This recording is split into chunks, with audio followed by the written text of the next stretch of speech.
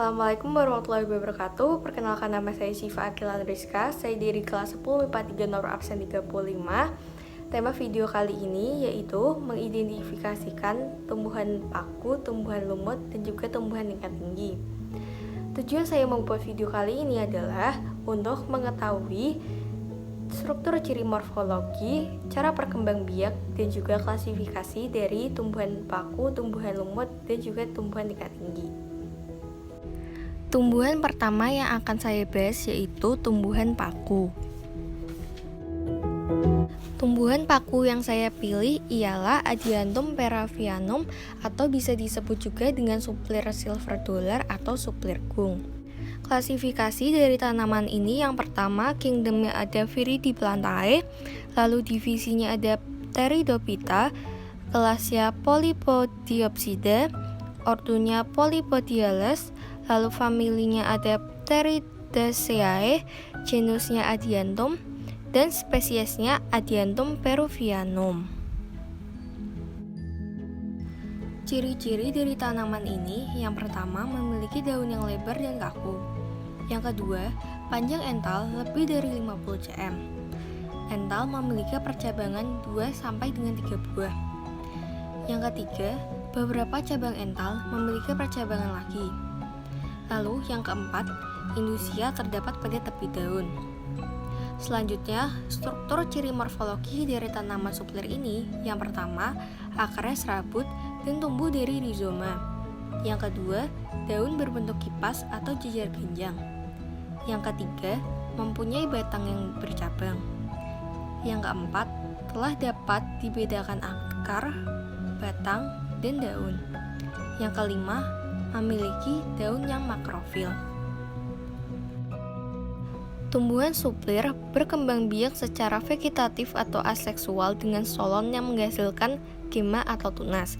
Gema adalah anakan pada tulang daun atau kaki daun yang mengandung spora.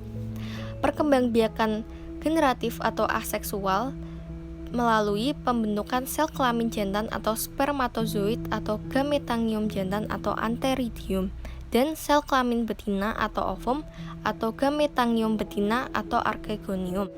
Reproduksi tumbuhan paku juga menunjukkan adanya pergiliran keturunan antara generasi gametofit dan generasi sporafit atau metagenesis. Pada tumbuhan paku atau suplir, generasi sporafit merupakan generasi yang dominan dalam daur hidupnya. Generasi gametofit dihasilkan oleh reproduksi aseksual dengan spora. Spora dihasilkan oleh pembelahan sel induk spora yang terjadi di dalam sporangium. Sporangium terdapat pada sporofit yang terletak di daun atau batang.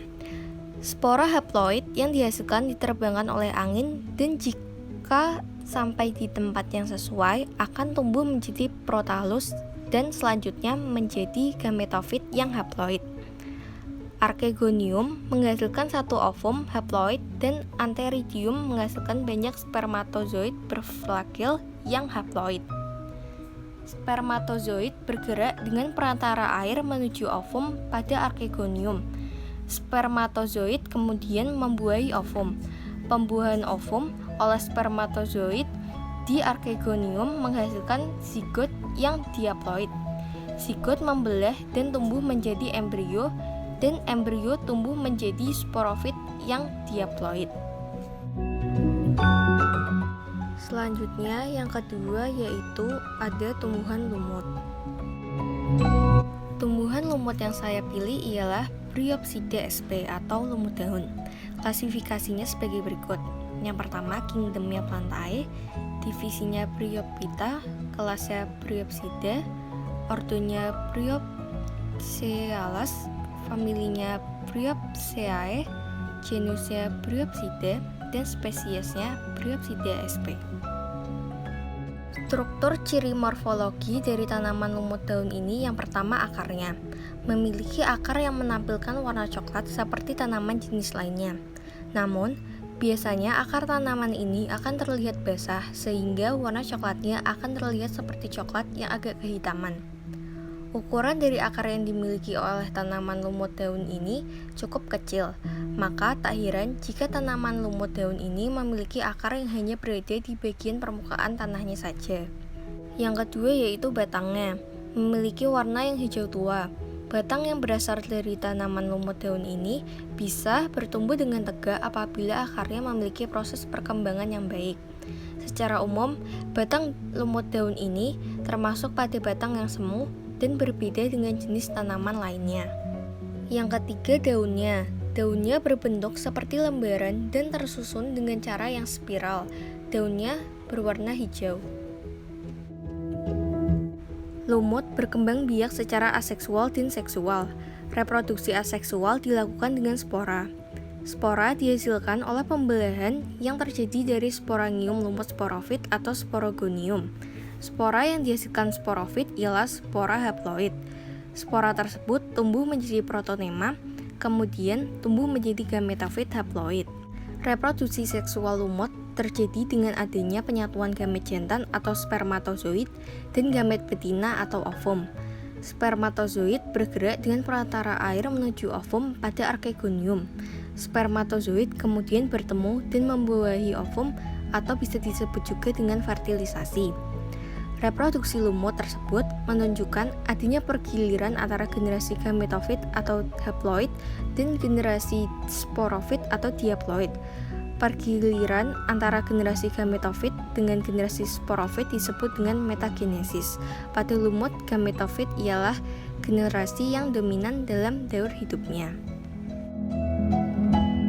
Yang ketiga dan yang terakhir yaitu tumbuhan tingkat tinggi. Tumbuhan tingkat tinggi yang saya pilih ialah Mangifera indica atau tanaman mangga. Klasifikasinya yaitu kingdomnya Plantae, divisinya Tracheophyta, kelasnya Magnoliopsida, ordonya Sapindales, familinya Anacardiaceae, genusnya Mangifera L, dan spesiesnya Mangifera indica. Selanjutnya, struktur ciri morfologi dari tanaman mangga. Yang pertama, daun tanaman mangga memiliki ciri-ciri fisik. Daun berwarna hijau, berselang-seling, dan mempunyai bentuk oval dengan runcing pada ujungnya. Pinggiran daunnya bergelombang dengan panjang daun sekitar 10-35 cm dan lebar 5-16 cm tergantung varietas. Daun mangga yang masih muda biasanya berwarna kemerahan, keunguan, atau kekuningan. Jika daun sudah tua akan berubah pada bagian permukaan sebelah atas menjadi hijau mengkilat, sedangkan bagian permukaan bawah berwarna hijau muda. Yang kedua, bunga dan buah tanaman mangga.